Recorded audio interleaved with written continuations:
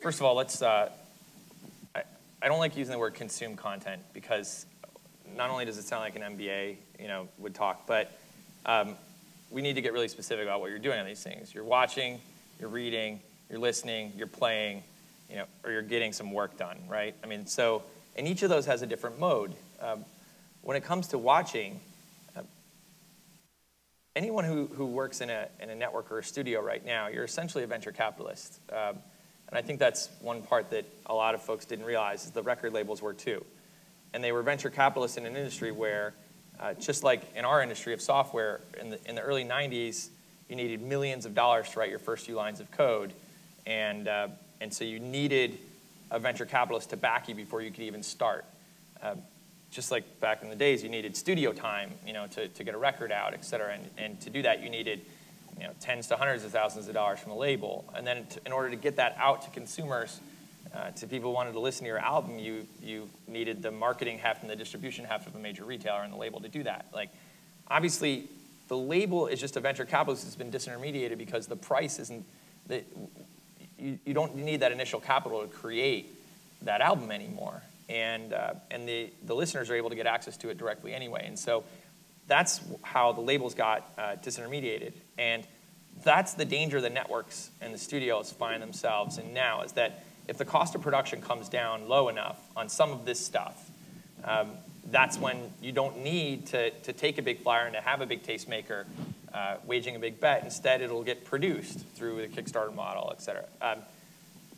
With the bigger ticket stuff, when there's that kind of capital risk and it's not crowd-funded, et cetera, there's still going to be that model. But that's why we've seen consolidation. That's why we've seen a lot of the smaller network studios go away. I say this because in parallel, though, one of the unique features of video is that there are non-replacement, non-substitute goods in video. So in music, like iTunes launched without the Beatles and Zeppelin, and like it's unfortunate, but you don't give a shit. You still listen to everything they've got there because as much as you miss the Beatles, I mean, yeah, you could go buy them somewhere else and upload them, but you're like, there's just a world of music, and I can live without the Beatles, right? In my neighborhood, I look out and see every single house with a dish on top because that's the only way you can see the NFL in this town. And the NFL is a non-substitute good. Like Major League Baseball isn't a healthy substitute. And so as a result, like everyone's going to get the Dish Network because it has that content.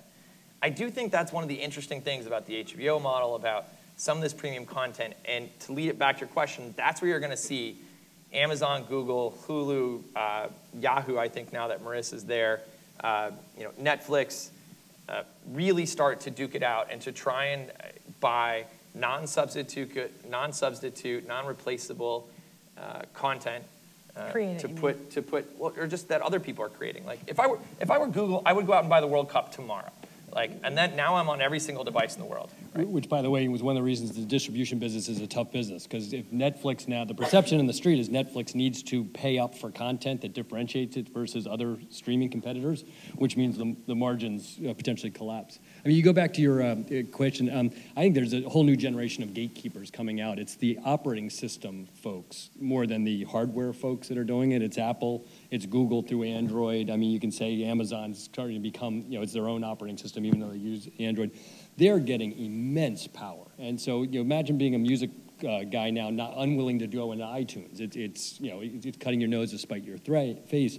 And they're just growing in terms of power. So if you, the current kingmakers are Facebook, Apple, Android, and they really can make or essentially break companies. They have that kind of power. The distribution, when they give it to you, can be enormous, and when they don't, it's tough. And then increasingly, they're driving the rents out of it. I mean, Apple has long had the 30%. Google's trying to enforce the 30%, and that's a big take on a lot of businesses. Well, then what you're saying is they don't actually have to produce content, and yet what Kara's pointing out is that these companies seem to feel that they do need to start producing content. Netflix, Hulu, but Amazon, they do. I think they have the power without having to produce the content. Well, but they seem to feel that they need to. They're all getting into the content. I would differentiate the people distributing the same videos versus the people who have the eyeballs ready already. I mean, Apple just has such an advantage because so many people live Apple's on their not, operating I agree, system. Yeah, Android's trying to get there through the same system, whereas you know, the same movies are typically on the Apple video service, on Hulu, on, on the studio's own website, on Netflix and Amazon increasingly, and that's there. It's a arms race. You either have to be cheaper or have better, unique content that no one else has. That's what I'm saying. I think there are going to be 2 layers to this. I think there's going to, well, 3. So there's going to be the stuff that everybody has, and table and stakes. which time, by the way, it's a great time to be a content producer because you've got all these guys bidding for your stuff. There's the stuff that might be unique on a platform that might not be that's a must-have, that makes you a must-have device, a must-have channel, a must-have platform.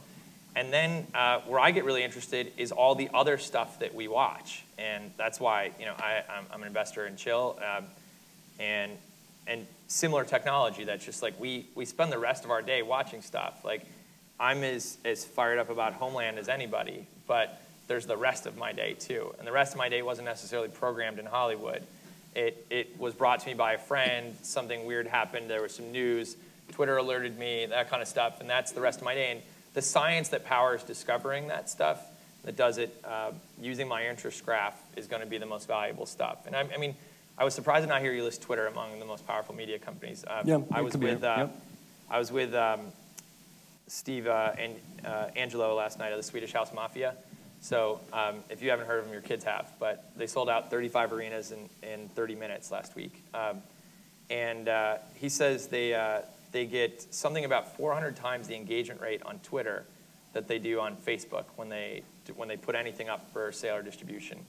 And as he described the music business now, he just said, we're just going to stop selling things. Like the business for us is the music that we put out is basically a flyer to come see the show live. And so they just put the songs out and say, we're selling you the experience later, so come pay for the experience. And that experience then drives the sale of the song back to the car advertiser. How are they selling tickets? Just, are they just disrupting the model of selling tickets, or there's something cool coming soon.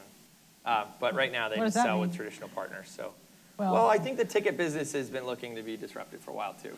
So, is Irving here? I got in trouble saying that in 2007. I was working at Google and I said something along those lines, and Barry Diller called Eric and asked me to be fired. Asked for him to fire me.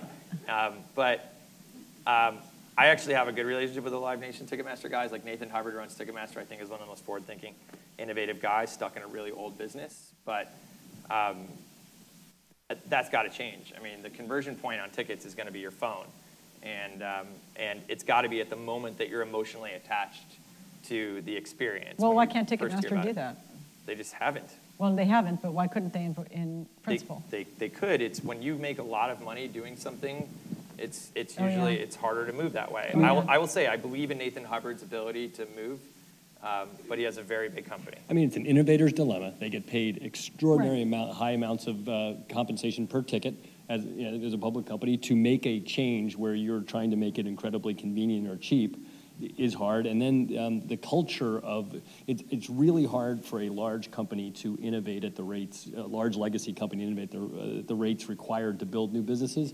I've heard the Twitter backend the Ticketmaster backend described in incredibly complimentary terms as being able to handle a massive influx of surge demand, which is great. But it's by the internal accounts, it's a 20, 30-year-old technology that if you're trying to innovate on top of it is virtually impossible.